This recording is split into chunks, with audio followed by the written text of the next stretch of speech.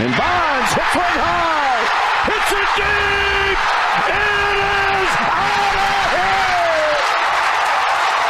7:56. Bonds stands alone.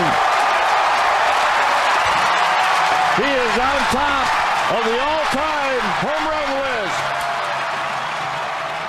What a special moment for Barry Bonds. Hello, my name is Austin Logan. In this video, I wanted to discuss the issue of performance-enhancing drugs such as testosterone boosters and anabolic steroids in Major League Baseball. For those of you who don't know, PEDs are substances that athletes take that help them in gaining a competitive edge in their sport. For Major League Baseball, this has been an ongoing issue. The late 80s and 90s were known as the steroid era of baseball.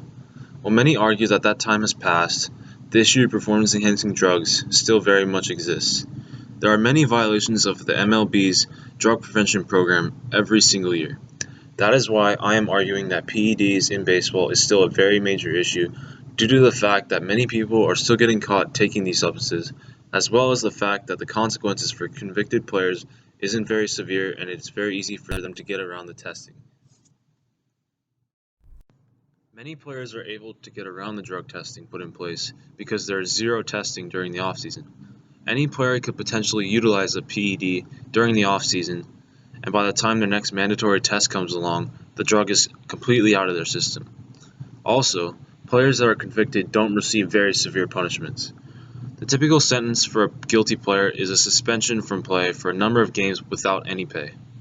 These can range from 25 all the way to 200 games, depending on the violation. This is not a very severe punishment considering these players broke a law and gained an unfair advantage over every other player. I believe increasing the punishment for the convicted players will have an immediate impact on the number of players abusing PEDs in the first place. Every young baseball player looks up to the professionals as they have aspirations of being like them someday. Many amateurs look to performance-enhancing drugs to help them reach those goals. When they learn of all these great players being convicted of substance abuse, it can have the opposite effect by encouraging younger players to experiment with enhancing supplements in the first place.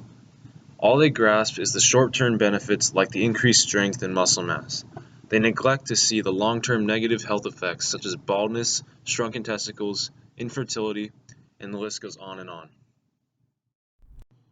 Experts believe that professionals who get caught abusing PEDs develop these habits when they are younger. As you can see in this image, most of the violators of MLB's drug prevention program are minor leaguers. In order to stop this trend, stricter testing must be put in place and mandatory at all levels of baseball, including high school. This will weed out the cheaters and make the game more fair for everyone. The idea of stricter testing would drive them away from substance abuse in the first place. Overall, use of performance-enhancing drugs is a major issue because the long-term effects are far worse than the short-term gain from using these substances. These drugs are unfair to those around the abuser and the user himself because of the negative impacts on them. It is a shame to see great players get discredited for their accomplishments because of mistakes they made in the past.